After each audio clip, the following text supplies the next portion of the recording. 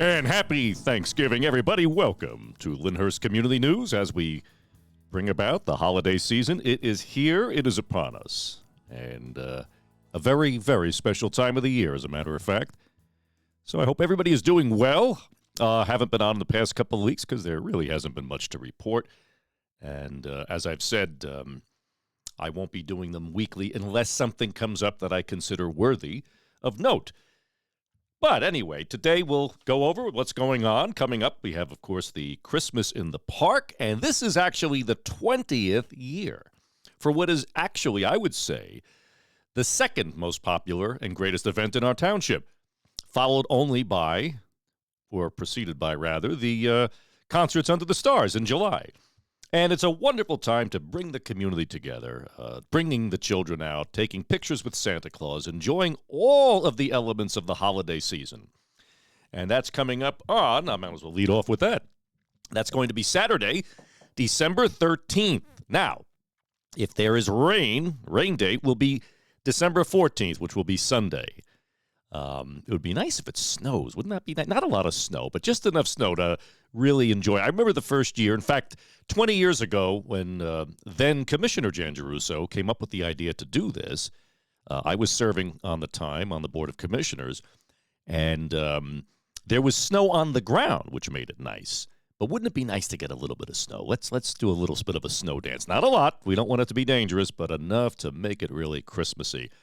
And it begins at 5:30, and it goes on until 9 p.m. And, of course, that's going to be at the Township Park on Delafield Avenue. Delafield Avenue, of course, will be closed down, and there'll be all sorts of things for the kids. So let's see. We have costume characters, as I said, photos with Santa, and the traditional horse and carriage rides.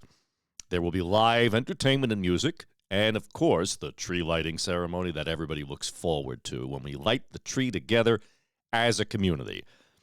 There will also be free refreshments available. So all of these activities are complimentary for Lyndhurst residents.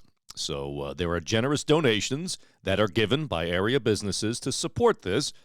So come on out and enjoy the Christmas in the Park. In fact, the holiday music will be the Satin Dolls will be performing, as well as our wonderful Lyndhurst High School Chorale, and another act called The Art of Dance. So enjoy it. It's going to be a wonderful day and a great way to kick off the holiday season. Okay, save the date, Sunday, December 7th, between 10 a.m. and 4:30 p.m., the Lyndhurst Women's Club, or the Women's Club of Lyndhurst as it's called, will be having a holiday market. And that will be held at the Lyndhurst Recreation Center at 862 Valley Brook Avenue, which is down below into the meadows. That's all I have. I was sent a flyer, but I wasn't given any more information. So if you all I know is it's going to be a holiday market down in the meadows, sponsored by the Women's Club of Lyndhurst, Sunday, December 7th, 10 a.m. to 4:30 p.m. So go on down and check it out. I'm sure there's going to be plenty of great stuff there as well. Now, as you know, I love to talk about Lyndhurst history on this podcast, and Lois Hussey of the Lyndhurst Historical Society emailed me to let you all know, to remind you all, that the Little Red Schoolhouse, which is down on Riverside Avenue, is open to the public on the second and the fourth Sunday of the month. So, and I believe, she didn't have the hours here, but I believe it's from 2 to 4. But anyway, yes, don't forget, it's a great place. If you're looking for something to do on a Sunday afternoon with the kids, go on down, because each couple of months they always have a different display up and a different theme. And even though it's a tiny little schoolhouse, there's an awful lot of history in there, and you can spend a few hours, and they'll be happy. Their members of the Historical Society are always on hand to explain things and answer your questions.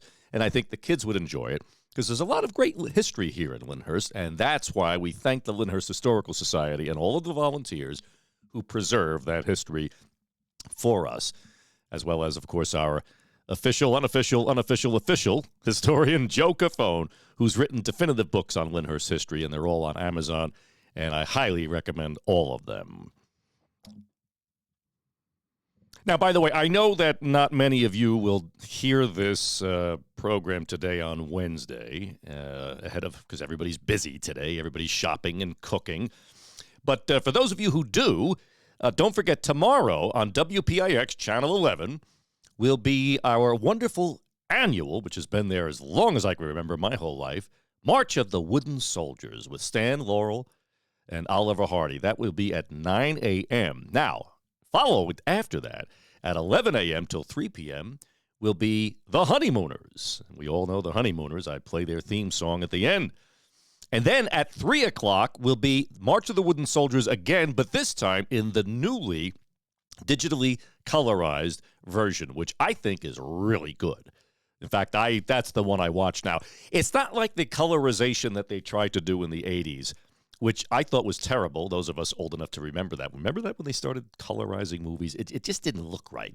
It looked unnatural. Everybody looked jaundiced to me. But now, thanks to modern technology, the colorized version is phenomenal. It really makes things pop out at you, and I've noticed things that I had never noticed before because of the contrast. So if you're like me and you grew up with WPIX and the wonderful holiday shows, even if you just leave it on in the background, you know, the music from March of the Wooden Soldiers and, of course, the sound of the Honeymooners wafting throughout the house, it's great background. So if you are going to be around tomorrow, and if you hear this today, put on WPIX at 9 a.m. tomorrow morning.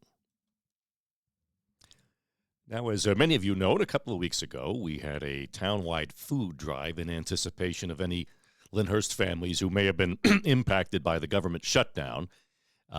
Fortunately, we didn't have much, but boy, do we have a lot of wonderful food donated by so many of you, which was your generosity is what makes this community wonderful. But just keep in mind, around the holiday season is when many families are most in need. So the Lyndhurst Food Pantry is always open to receiving donations, and their hours are Monday to Friday, 9:30 a.m. to 3:30 p.m. And if you have any questions, call 201-804-2500. Now, where are they located, you ask?